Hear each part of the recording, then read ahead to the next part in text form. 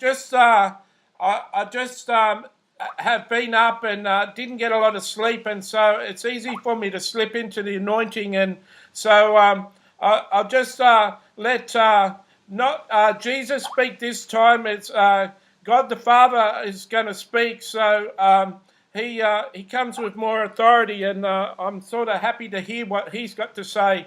So the Father says, first of all, Olga, I'm well pleased. I could bring you into heaven and personally introduce you to the saints that have got records of you and have been watching you since the day you're a little girl. You had faith in me and you've never given up your faith. All sorts of things have been thrown against you and thrown at you. There's been so many trials in your life that you don't even mention to people because, like Heidi Baker says, people don't want to hear about the bad things. They only want to hear about the good things. And so we've watched those trials, and at heaven we've got movie screens that the saints, certain saints of mine, can tune into and watch. And right now we're watching from heaven as Matthew talks about your birthday, and there's certain saints that you admire, all the saints in the Bible that you really admire, that you like, ones like David and Jeremiah and Isaiah that you've got strong love for, and Peter and Paul and Jacob. All those saints that you've got heavy emotions for, that you've spent lots of time watching and reading and getting into the mind of, all of those saints watch you and they all know you, and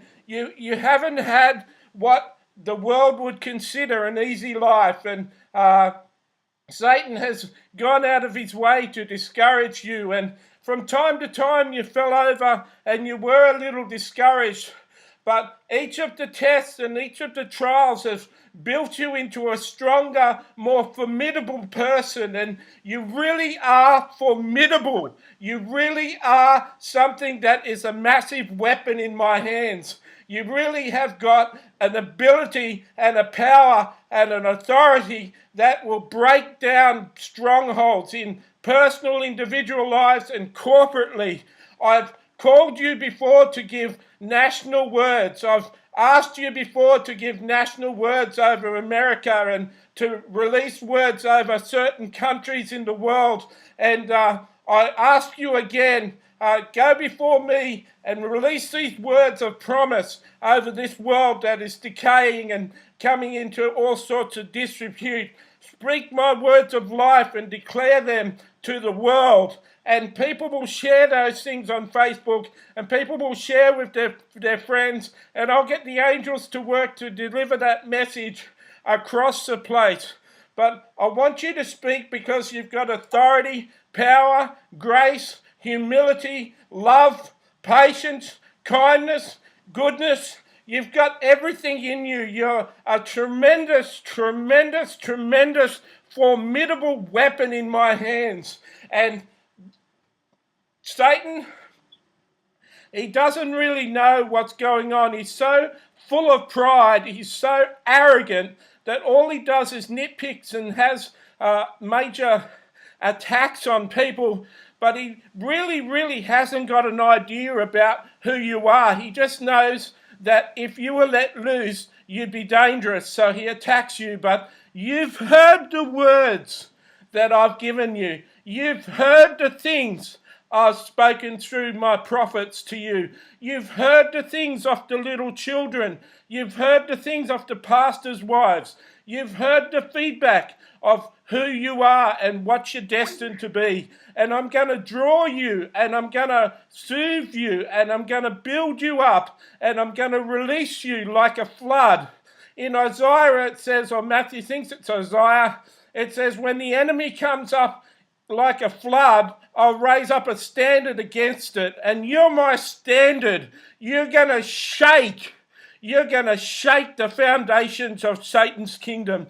You really are a formidable, formidable weapon. You're like a Harrier jump jet that delivers nuclear bombs and blows things up. We're going to use you. We're going to use you. I repeat, we're going to use you. And we're going to do mighty exploits in the world. God bless.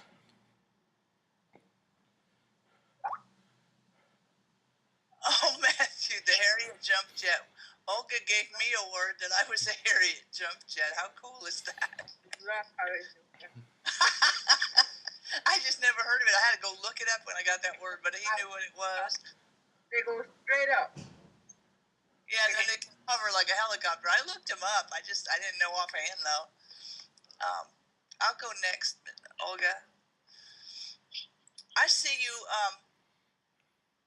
on the top of a hill, and you're standing there in a stance, like a military stance almost, but your arms are crossed across your chest, and people are just coming, and you're on this little hill, but all the people are sitting on the ground all around the base of the hill. It's not a really big hill, but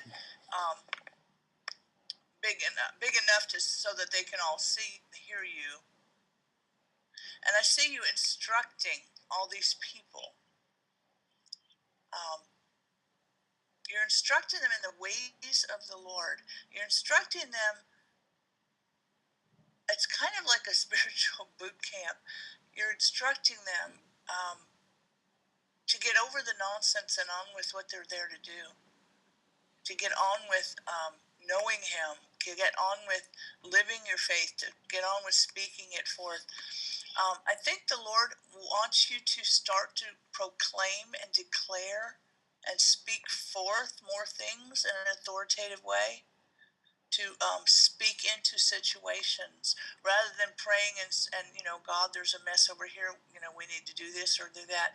It's just see, mess be gone. Just to declare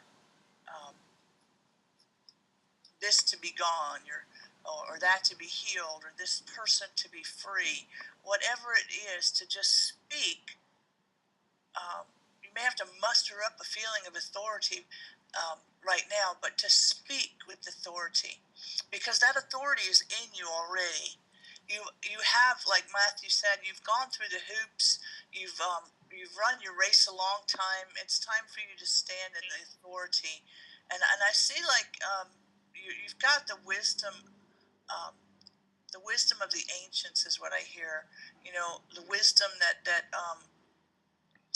Abraham had, that Solomon had, the fathers of the faith kind of wisdom. And this is wisdom. If you look at these people, Abraham, Moses, David, these people, well, not David so much, the older ones, they were all people that, well, David did too, now that I think of his king. They led the people. They led them. And that's what I see in you, that there's also an apostolic call on you, because you're going to raise up generals. You're going to help them, just like you did in the world, in the military. You learn to organize, to mobilize, to order things rightly. You learn that there was a protocol. You learn that there's a proper way to do something, and then everything else is wrong. And you still see that way, and that's a lot of what makes you a good teacher. But you're going to be teaching them. It's more going to be like the pragmatic end of faith. You're going to teach them how to hear God, how to see God, how to go to the heavenlies, all that, but also how to walk it right. You do this, you don't do that. It's very clear cut to you. And people come in and they have so much gray area because things are being taught so screwy. And you have a real good grasp of the word and how it's intended to be used. He wants you to speak forth His word more, but also just to declare and decree things over your country, over neighborhood, over the household, over the money, whatever it might be, for yourself and others, to just speak it forth, and you're going to start to see this stuff happen. And I hope you have a blessed and happy, wonderful birthday. I wish I could be here tomorrow too, but I have plans that are long-standing and I can't get out of. I got other people depending on me. But happiest of birthdays, my lovely friend. And Tones, have you got something? Or anyone else? Jerry, have you got something? Yeah, Olga, first thing that I saw, and don't take this wrong, was an old pair of like leather combat boots, and they were really looking pretty shoddy, and it was like, what is this, Lord? Well, this is not a nice thing to tell Olga, but no, it was really good. So he said, you have been plodding along, and you've worn out those shoes, and you've done lots of combat, and now it's time to change those shoes. And then what I saw next was so good.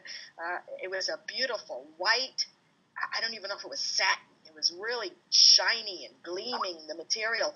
And they were like queen's shoes. That's all I can describe them as, like beautiful slippers. And they had diamonds embroidered all over them, and they were just gorgeous. And he said, now you are putting on the shoes of the queen, because he's raising you up to a new position, that you've proved yourself strong and true.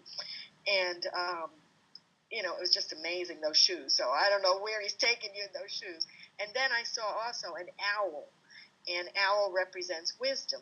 So I said, okay, what's this, Lord? And he said that you have asked for wisdom because you know that you cannot operate and be successful without godly wisdom. So you have asked him many, many times for wisdom.